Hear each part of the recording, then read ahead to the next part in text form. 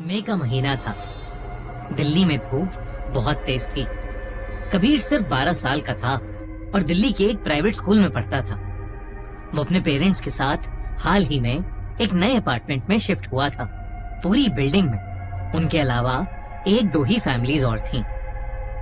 उस दिन शहर में बाकी दिनों से बहुत ज्यादा गर्मी थी और इतनी भयानक लू चल रही थी कि स्कूल अथॉरिटीज ने अचानक सुबह सुबह सब बच्चों को हीट स्ट्रोक के डर से पूरे दिन की छुट्टी दे दी थी।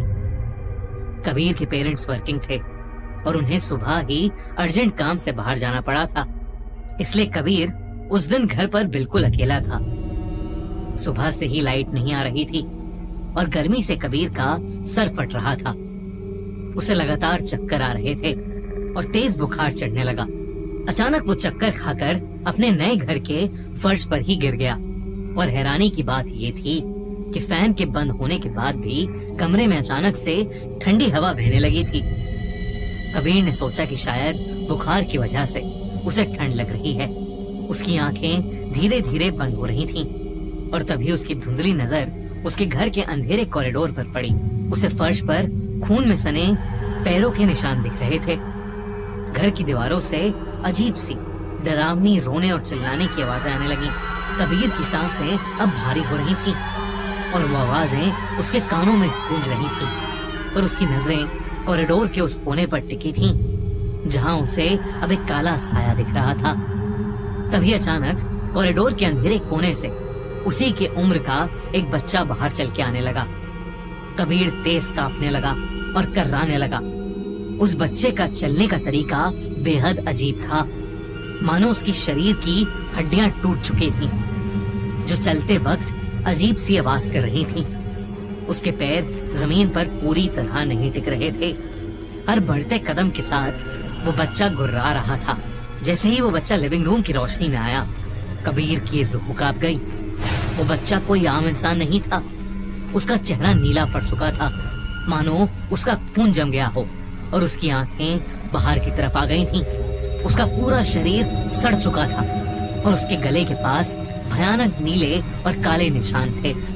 वो बच्चा कबीर के पास आया और उसने अपना बर्फ से भी ज्यादा ठंडा हाथ कबीर के माथे पर रख दिया।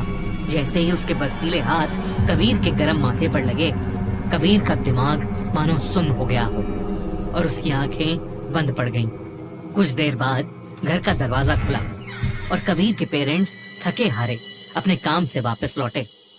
उन्हें घर में घुसते ही एक बहुत ही गंदी महक आई, मानो घर में कोई मरा हुआ जानवर सड़ रहा हो। घर अंदर से बर्फीला था, इतना ठंडा कि उनके मुंह से हल्की हल्की भाप निकलने लगी और घर की सारी लाइट्स बंद थीं। उन्होंने कबीर को आवाज लगाई, पर सामने से कोई जवाब नहीं आया। वो कबीर को ढूंढने लगे। तभी कबीर की मम्मी ने मोबाइल की फ्लैशलाइट ऑन की और जैसे ही रोशनी लिविंग रूम के बीच में पड़ी, उनके मुंह से एक भयानक चीख निकली। कबीर लिविंग रूम के बीच में फर्श पर बैठा था। उसका मुंह झुका हुआ था, बाल बिखरे हुए। उसके बैठने का तरीका इंसानी नहीं था। उसके पैर और रीढ़ की हड्डी अजीब तरीके से मुड़ी हुई थी।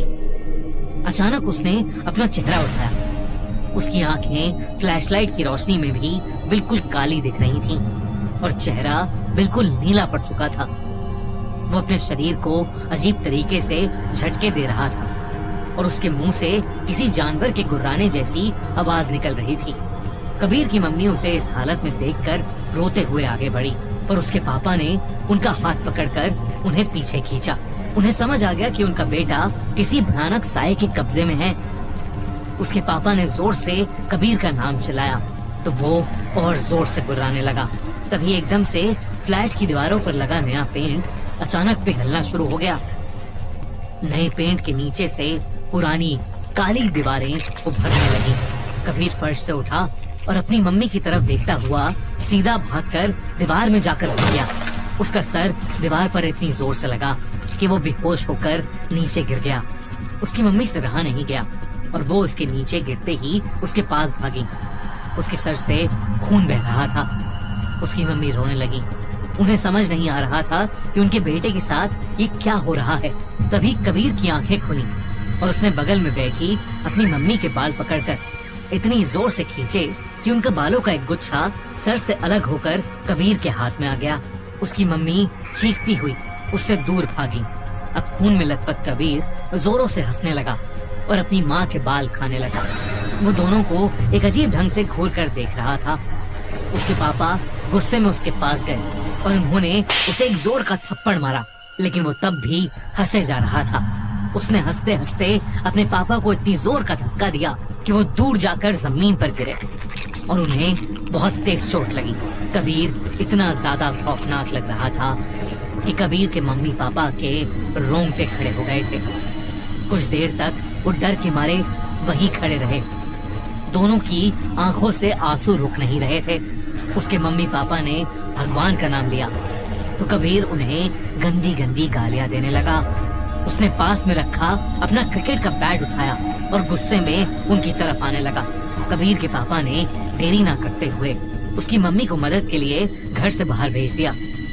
कुछ देर बाद जब वो अपने बड़े भाई और एक पंडित के साथ वापस लौटी तो उनके होश उड़ गए।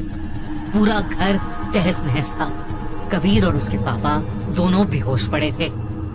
पंडित ने घर में कुछ मंत्र जपे और फिर कबीर की मम्मी से कहा कि वो कबीर और उसके पापा दोनों को जल्द से जल्द हॉस्पिटल ले जाएं।